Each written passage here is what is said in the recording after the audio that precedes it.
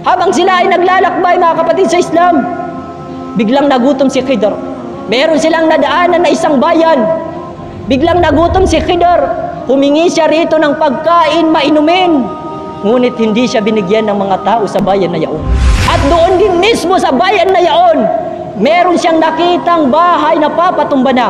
Anong ginawa ni Khidr, mga kapatid sa Islam? Tinulungan pa niya ang mga tao na may patayo ang bahay nila. At mas lalong nagalit si Musa alayhi salam. Hindi alam ni Musa alayhi salam kung ano ang dahilan ni Khidr.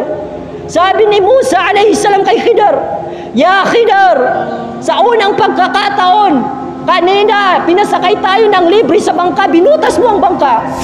Pangalawang pagkakataon, ya Khidr, merong batang lalaki na wala siyang ginagawa sa iyo. Ba't mo pinatay, ya Khidr? At dito, hindi nila tayo binigyan ng pagkain. Hindi nila tayo binigyan ng maiinom. Tinulungan mo pa, ya Khidr. Anong ugali ang meron kay ya Khidr?" At doon na nga nagsabi si Khidr kay Musa, "Firaku bayni wa baynik." Ya Musa, hanggang dito na lamang ang ating pagsasama. Dahil 3 beses ka na hindi nakapagtiis, ya Musa. 3 beses ka na hindi nakapagtiis, ya Musa. Hanggang dito na lamang ang ating pagsasama. Ngunit sabi ni Khidr, "Ya Musa, bago tayo maghiwalay, nais ko munang ikwento sa iyo kung ano ang aking mga dahilan. Nais ko muna, ya Musa, na maikwento sa iyo kung ba't ko pinatay ang bata, kung ba't ko binutas ang bangka, kung ba't ko tinulungan ang mga tao dito sa nayon na ito. Nais kong ikwento sa iyo." Agad binalikan ni Khidr ang mga pangyayari. Sabi niya, "Una, Musa, di ba natatandaan mo pa na pinasakay tayo ng libre sa bangka? Pinasakay tayo ng mapayapa sa bangka. Ang aking ginawa ay binutas ko ang bangka. Hindi mo alam ang dahilan, ya Musa? Mismo doon sa bayan na yun, ya Musa, ay merong isang hari na ang ginagawa ng hari na yaon ay kinukuha niya ang mga bangkang naisin niya na para bagang maganda sa kanyang paningin, ay kinukuha niya ito, ya Musa. At yun ang aking dahilan, ya Musa. Binutas ko ang bangka upang sa ganon, kapag nakita ito ng hari na merong butas, hindi niya ito kukunin. Yun ang aking dahilan, ya Musa." Pangalawang pagkakataon, ya Musa, meron tayong dinaanan na batang lalaki. Walang ginagawa sa akin. Ngunit ito'y aking pinatay. Hindi mo alam ang dahilan, ya Musa. Ang batang lalaki na yon ay merong mga magulang na mananampalataya kay Allah subhanahu wa ta'ala. Meron siyang mga magulang na tunay na nananampalataya kay Allah. At ang batang lalaki na yun, ya Musa, kapag yun ay lumaki, hindi yun mananampalataya kay Allah subhanahu wa ta'ala. Maghihimagsik yun ng lagim, ya Musa. At doon ang aking dahilan, pinatay ko ang batang lalaki na yun, ya Musa. Ngunit yun ay bibigyan pa sila ni Allah subhanahu wa ta'ala ng mas maganda pang bata kaysa sa aking pinatay, ya Musa. At itong pangatlong pagkakataon, ya Musa, oo, hindi nila tayo pinakain, hindi nila tayo pinainom, hindi nila tayo tinrato ng mabuti. Ngunit sila ay tinulungan ko, ya Musa. Hindi mo alam ang dahilan. Alam mo ba, ya Musa, na dyan mismo sa bahay na yan ay merong nakatirang 2 magkapatid. Merong magkapatid na nakatira dyan sa bahay na yan, ya Musa.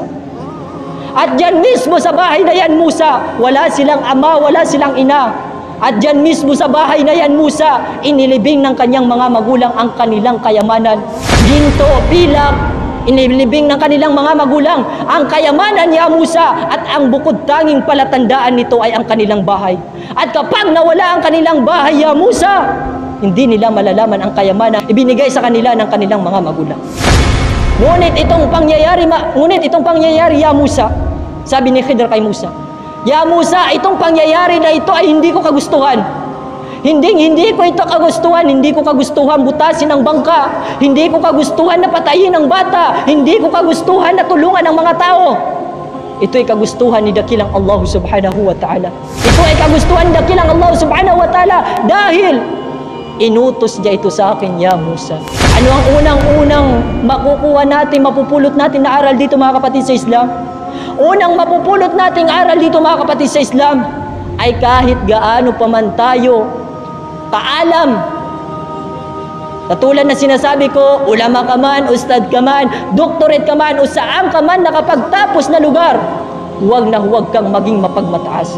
Si Musa alayhi salam, naging mapagmataas sa kanyang sarili at doon sinubok siya ni Allah subhanahu wa ta'ala. Yun ang unang-una na dapat natin tandaan mga kapatid sa Islam. Kapag meron tayong kaalaman, huwag tayong magiging mapagmataas. Dahil katotohanan, وَمَا أُوتِيتُم مِّنَ الْعِلْمِ إِلَّا قَلِيلًا. Ang bukod tanging ibinigay ni Allah subhanahu wa ta'ala na kaalaman sa ating mga tao, illa qalila, kakarampot lamang na kaalaman ang binigay sa atin ni Allah subhanahu wa ta'ala. Yun ang unang-unang dapat natin tandaan mga kapatid sa Islam. Pangalawang mapupulot dito na aral mga kapatid sa Islam ay ang gawaing pagtitiis. Kapag ikaw ay nananaliksik ng kaalaman, nag-aaral sa agama Islam, dapat sa iyo na magtiis upang sa ganon makuha mo ang ibinibagay sa iyong turo ng iyong guro. Dapat kang magtiis kapag ikaw ay nananaliksik ng kaalaman, lalong-lalo na sa Islam. Sabi ng mga ulama, kung si Musa lang daw ay nakapagtiis, marami pa siyang kaalaman na matututunan kay Khidir. Ngunit hindi nakapagsabar, hindi nakapagtiis si Musa alayhi salam. Wa aqulu qawli hadha wastaghfiru li wa lakum wa li sa'iril muslimina min kulli dhanb.